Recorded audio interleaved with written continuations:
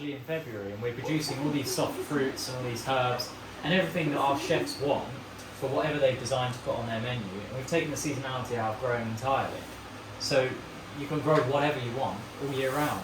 If you think about strawberries that you go and buy in the supermarket now, they're all from Spain or from Egypt, and they all taste like sand and they're terrible. Everybody knows in this country and probably across the world that English strawberries are the best. Oh, yeah. But they need 16 hours of light of fruit. Well, we can keep these on for 16 hours, keep temperature here between 18 and 22, and we can produce those fresh, beautiful English strawberries in the middle of January, in the middle of February. And I then go straight into the kitchen, and the chef takes them from here on a dessert, and someone's consuming them within 5 minutes. Yeah. So, should we go back to the cabin, split, and Yep. then we can all do a little bit of the overall process of how we go about our day-to-day.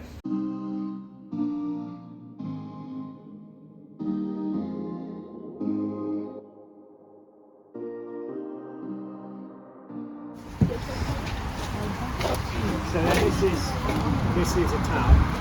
So this is the commercial one. This is 2.4 metres high.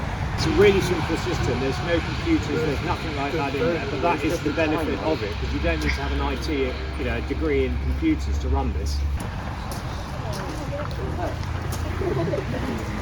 So that's what roots look like, but not grown in soil.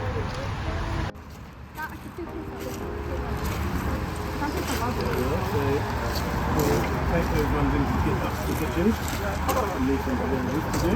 So before we take these up to the kitchen, does anybody have any questions? Some of the times they go straight to the kitchen, other times they go to the shop and end up in the salad bag.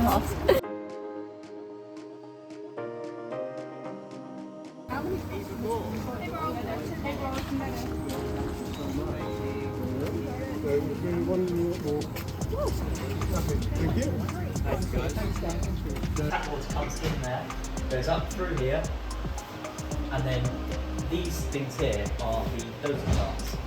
So you can see there we've got plant food B, plant food A.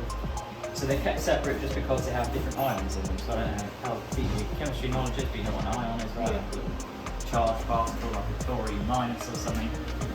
So one's got loads of positive ions in it, one's got loads of negative. If you mix the two together, you form salts that are not absorbable to the plant. Hence they're kept separate until you put them into the big tank, in which case they're really dilute, so the probability of forming them salts is quite low.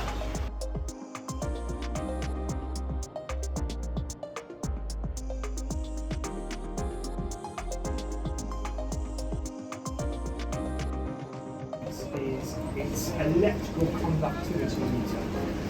That at the bottom there is basically two nodes, and they fire an electrical current from one to the other, and it will tell you how much liquid nutrient there is in the water. So then you can kind of go, okay, so they've eaten quite a lot of it, or drunk quite a lot of it. We need to add a bit more liquid nutrient. Does anybody know why we're growing mushrooms? So the carbon dioxide, Exactly. So in a traditional commercial greenhouse, they try and raise the CO2 level. Exactly. But do you know growing mushrooms to do that. Exactly. But do you know why they're trying to raise the CO2 level? It's so plants can get In their photosynthesis, they get light, they get CO2, and convert that into glucose and oxygen. So what we're trying to do here is create the higher CO2 that the plants want, and that can allow them to get bigger yields, better taste profiles, grow faster, but do it sustainably. And we found that growing mushrooms allows us to do that. So what mushrooms are you growing? So in here we've got lion's mane, maitake, pink oysters, yellow oysters. Sorry, ones that are edible. We did actually. So this is the only one we've got formed. So you can see this is a lion's mane mushroom. So this is probably not like any mushroom you've ever seen before. No, it looks really weird. I've seen them. So but you can see why it's called a lion's That looks mane. like mold. It does. So this white bag, the stuff in the white bags here, that's called mycelium. Mycelium. So that's like a prerequisite to mushrooms. Grows like a mole. Isn't mycelium basically another form of fungus? It is a that form of grows fungus. mushrooms off of it. Exactly. So it's Exactly. like a prerequisite to mushrooms. It's almost So like mycelium grows and a mushroom grows. yeah, it's almost like a plant's root structure just growing and then all of a sudden This the is rest a of bit the like plant the growing. grass for mushrooms. and stuff. Yeah. Yeah, very good. Yeah. Very good. So what happens is these have to be kept very, very sterile. We sterilise the substrate, seal the bags, they're vacuum sealed after inoculating them with a little bit of the white stuff there. So, I mean, here what you could do rather than fruiting the bag is cut the bag in half and chuck half in a big bag of sawdust that's been sterilised and the other half in another bag and then grow 2 massive bags of mushrooms. It's quite cool in that sense. So then what you do when you're ready to fruit them is literally, as you can see what I've done here, is cut the bags What do you open. do with the mushrooms after they're fully My grown? chefs will be turning that into something extremely delicious Yeah. next week. Bounces off into your line. Do you remember that? Right, and you can see green. So you take a red light and you put it on the basil plant, and the basil appeared black. Why? Right, the red light, the red bit, goes into the plant. Wants the red light to grow. So does anything come back to my eyes? No, so therefore it appears black, which is exactly what's happening with that jumper. So if you use them both to their own devices, they're just going to grow. They're going to go absolutely wild, basically, yeah. Yeah. Yeah. So yeah, that's kind of a quick rundown. I don't know if anybody had any questions, maybe anything they didn't quite understand. You explained everything quite well.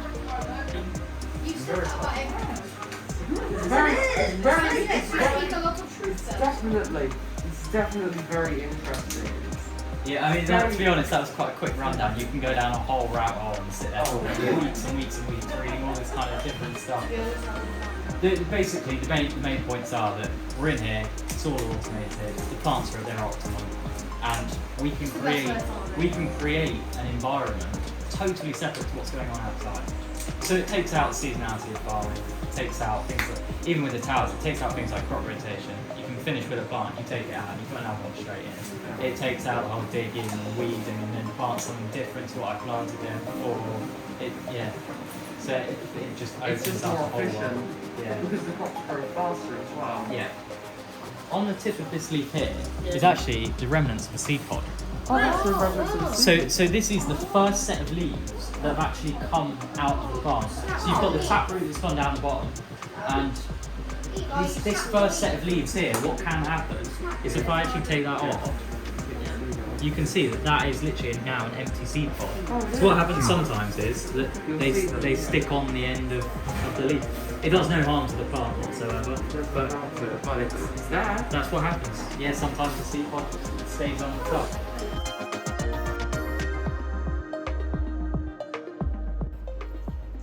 Thank you very much, guys.